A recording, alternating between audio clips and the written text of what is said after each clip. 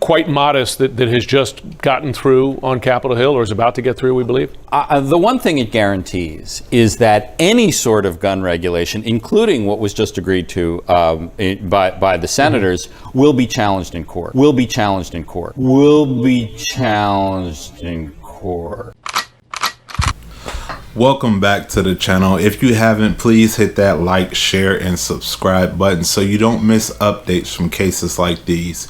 2 cases just happened. A lot of times when you hear this stuff, it's just fluff. And when you get down into the meat and potatoes of the cases, it really doesn't say what the headlines say or what the text on the YouTube video says. But I think these 2 cases are the real deal. They are both cases where individuals went in front of the courts and got their firearm rights back. One of them was a state level case and the other one was a federal level case. So for all you people who said federal felons would never get their firearm rights restored, it's hurtful and untrue. The first case was United States versus Bullock. This was on the district court level with Judge Carlton Reeves. I think this was out of Mississippi. Bullock was a felon who was charged with manslaughter and assault. He served 15 years in prison, and when he got out, he lived a life for about 10-11 years without any trouble. Had a wife, had a kids, had a family, was working, but he was caught with a firearm and charged with felon in possession of a firearm. When he got to court, the court thought it was simply unreasonable to think that Bullock was a danger to society since he had been out so long. His family was there to testify on his behalf, and he showed no signs of aggression. So this court ended up going up to the district court where it met Judge Carl Reeves. What made this case was the Bruin decision out of New York. If you don't know what that was, I think it was like the Rifle and Pistol Association versus the state, because the state was like regulating concealed carry. That case ended up going to the Supreme Court, and the Supreme Court ruled that the government could not make firearm regulations that were inconsistent with the nation's history or tradition of firearm regulation. In Bullock's case, they could find no historical precedents where felons were prohibited from firearms. Similar thing happened with the Range decision. Now, Bullock was a state. Range had a federal case. He was convicted of fraud. It was something like food stamp fraud, where he defrauded the government of money.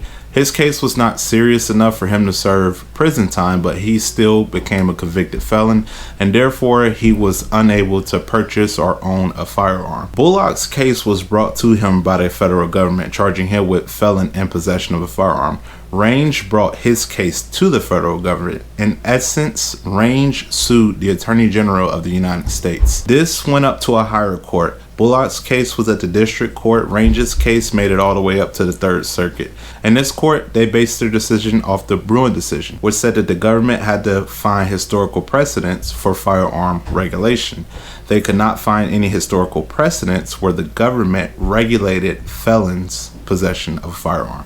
In both cases, they decided that felons in possession of a firearm statute to be unconstitutional, meaning that having a felony does not trump your Second Amendment rights. And that makes sense. There's no other right that you lose as a felon. So what does this mean for felons moving forward? Whoa! We won! We won!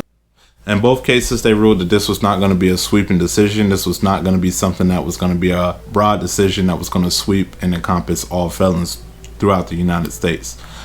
So these are cases that I can see making it all the way up to the Supreme Court, and then you would get that general ruling. If there's anything I missed on these cases, that you have information that I didn't provide in this video, please put that in the comment section. It might help somebody else out who's going through this process of trying to get their firearm rights restored, trying to get their gun rights back. Thank you for tuning in to the channel. I'm going to follow more of these cases, and I'm going to bring you all the information I can find on them. Remember, these are your rights. Nobody is going to fight harder for your rights than you. Guard your freedom, my friends. Can I have a sucker? Yes, you can have a sucker.